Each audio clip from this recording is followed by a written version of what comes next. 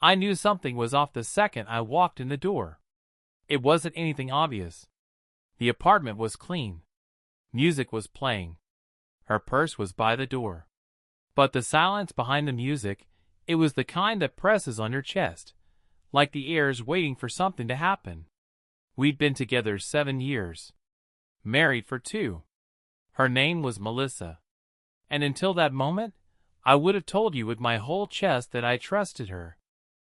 I dropped my keys in the bowl by the door, the same bowl we picked out together at some overpriced vintage store. I remember her laughing, saying it was ugly but charming. Now I can't look at it without hearing that laugh and wondering who else she used it on. She came out of the bedroom, hair still damp from a shower. No smile. No kiss. Just this weird half-nod, like we were co-workers or neighbors. Something small twisted in my gut. I asked how her day was.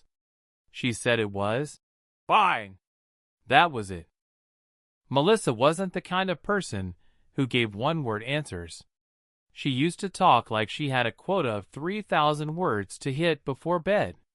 But lately, she was quiet, distracted, laughing at her phone like it was whispering secrets. And now, standing in front of me in the apartment we built together, she looked gone. Not physically, but emotionally. Like the lights were on, but nobody gave a damn. I told myself I was imagining things. That maybe she was tired, stressed. But deep down I knew. You don't spend years with someone without learning the weight of their silences. Still, I didn't say anything that night. We ate dinner. I washed the dishes. She watched TV, and I watched her. That was Thursday. The next day, I left work early. I don't know why. Maybe I was hoping to catch her being herself again. Maybe I just wanted to believe I was overthinking. But when I got to the apartment, she wasn't there. Her laptop was open on the kitchen table. I shouldn't have looked. I know that. I tell myself that all the time. But something pulled me toward it. Like my body knew what my brain refused to admit. It was open to her email. The tab said, Melissa. I clicked. There were messages. Hundreds of them. They weren't from me. The name at the top was Ian D. Writing Group. I didn't know an Ian. I didn't even know she was still in a writing group. The messages started off normal. Friendly. Notes about poetry meetings, shared books. But then it shifted.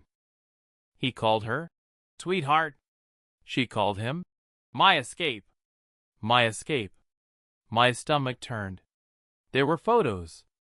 Nothing graphic, just intimate. A picture of her lying on his couch, barefoot, laughing at something he said. A blurry shot of her hand resting on his chest. There was a message dated the night before. I dreamed about you again. I woke up reaching for you. And the one she sent right after. I woke up next to him. I felt nothing. I didn't throw the laptop. I didn't scream. I just stood there, staring at those words like they were a confession carved in stone. She came home an hour later. I didn't say anything right away. Just watched her walk in, kick off her shoes, and start scrolling her phone like nothing had changed. Like the entire planet hadn't just shifted beneath my feet. Eventually I asked, Who's Ian? Her body stiffened. That's all I needed. She didn't deny it. She just looked at me and said, I didn't mean for it to happen. That's the sentence that plays in my head now. Not the emails. Not the pictures. That sentence. Like it was a car accident. Like she tripped and fell into someone else's arms. She cried. Said she still loved me. Said it wasn't about me. That she just needed to feel alive. Again. I stood there, holding the words. My escape. In my head like a hot coal. She had looked at another man and seen freedom. She looked at me and saw a cage. That was the first time I walked out. I didn't take anything. Not even my keys. Just walked out into the night and kept walking. I ended up at my brother's place. He was surprised to see me. I hadn't told him anything. We drifted over the years, as brothers sometimes do when life gets in the way. But he didn't ask. Just handed me a beer and turned on the game. We didn't talk about it until midnight. When the world got quiet, I told him everything. He didn't say much, just nodded. Then he said something that stuck with me. She didn't cheat because you were missing something. She cheated because she was. The next morning, Melissa texted. She asked if I was okay. I didn't respond. She sent another message. Can we talk? Still nothing. Then she said, I ended it with him. Like that was supposed to change anything. I went back to the apartment a few days later. I needed clothes. And answers. She was sitting on the couch when I walked in. She didn't look up. I asked her how long it had been going on. She said, a few months. I asked why. She said, because I couldn't breathe. That one hit different. Not just because of what it meant, but because I remembered saying something almost identical to her years ago when I quit my old job. I had said, it feels like I can finally breathe. Now she was using it as a reason for betrayal.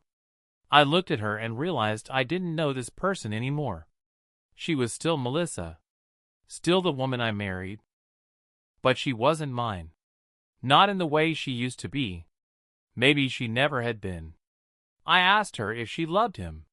She hesitated. And in that silence, I got my answer. So I asked something else. Something I hadn't planned to ask. Was it just him? She blinked, looked down at her hands, and then she nodded. Once. I stood there for a second, heart pounding. Then she said, there was someone else. Before Ian. I felt like the air had been knocked out of me. His name was Darren. It was last year. It didn't last. It was stupid. I think that was the moment I broke. Not because of Darren, but because she hadn't even told me when she confessed the first time. She had held it back. Like it was a card she might still need. She said she was sorry. I didn't respond. I just walked into the bedroom, grabbed a bag, filled it with whatever I could carry, and left. I didn't slam the door. I didn't yell. I didn't cry. That came later. I didn't go back to my brother's. I drove for hours. No direction. Just letting the highway blur until the gas tank forced me to stop. I ended up in a motel outside Asheville. It smelled like mildew and old cigarettes. The kind of place that didn't ask questions when you paid cash. Perfect.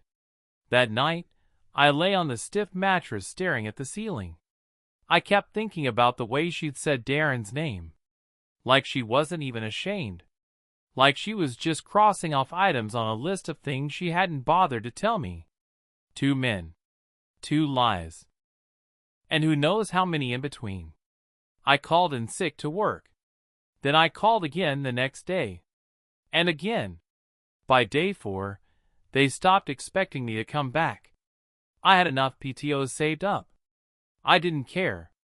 I didn't even know what day it was. I barely ate. Just cheap gas station coffee and the occasional sandwich I didn't taste. My phone buzzed constantly. Melissa. Friends. Even her mom. I didn't answer any of them. Then one message came through. Not a text. A photo. It was from Melissa. No caption. Just a picture of our wedding bands, hers and mine, sitting side by side on the kitchen counter.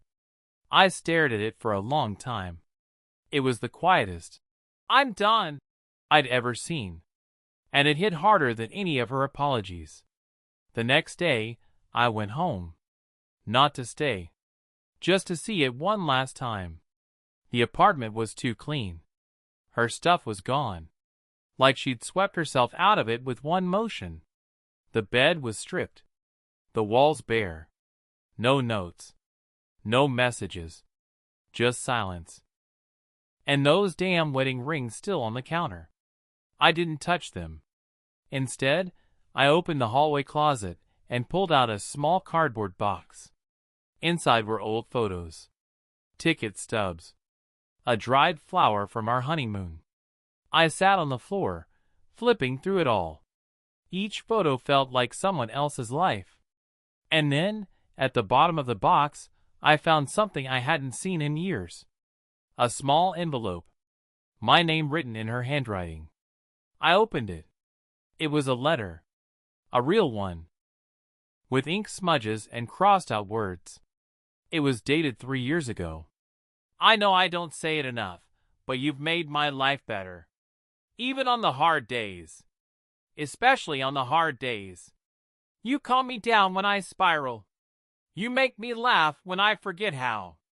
I know I'm not easy to love sometimes, but thank you for doing it anyway. I read it 3 times. Then I burned it in the kitchen sink. I sold the apartment. Didn't even hesitate. Packed what I needed, donated the rest. It felt like shedding a skin that didn't fit anymore. Like finally getting out of a story I didn't write. I moved in with a friend from college. Matt. He had a place with a spare room and no judgment. What happened? He asked the first night. I told him the short version. His response? Damn. Want a beer? We didn't talk about it after that. That was exactly what I needed. Melissa and I didn't talk again for 2 months.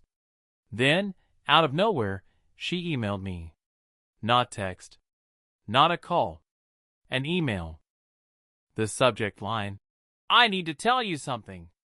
I almost deleted it. But curiosity won. She wrote, You were right. About Ian. About everything. He wasn't the person I thought he was. And neither was I. I lied to myself for a long time. Told myself I deserved more. That I was missing something. But now I realize I was just afraid. Afraid of the quiet. Afraid of contentment. I don't expect you to forgive me. I don't even know if I deserve your response. But I needed to say it. I needed you to know. I didn't reply. Not because I was angry, but because I didn't believe her. Not entirely. Melissa was always good with words. Too good. She knew how to shape a sentence like it was an apology, even when it wasn't. I saved the email. Didn't delete it. Just let it sit there. A few weeks later, I ran into one of her old friends at a bar. She didn't know everything. Just that we'd split up. She said Melissa had moved in with someone new. A guy from work. Not Ian. Not Darren. Someone else. I smiled when I heard that. Not because I was happy for her, but because I realized something important. She never stopped looking. And maybe she never would. It's been a year. I live in a new city now. Different job. Smaller apartment. Fewer people. It's quieter here. Sometimes on bad nights, I still think about that first photo. Her on Ian's couch. Laughing. I wonder if she looks at our pictures the same way now. If she remembers the day we danced in the kitchen to no music. If she thinks about the time I surprised her with that weekend trip to Maine, and how she cried when we watched the sunrise. Maybe she does. Maybe she doesn't. I'm not sure it matters anymore. I don't hate her. But I can't say I forgive her either. The truth is, I don't know what I feel. Some days, I miss the version of her I married. Other days, I'm not sure that version ever existed. Maybe she was always slipping away, and I just refused to see it. Sometimes, I lie awake and replay everything. Not looking for answers. Just trying to understand. Trying to figure out when the story turned. Trying to make peace with the fact that I didn't notice until it was already over. I still have the rings. Not because I want them, but because I don't know where they belong.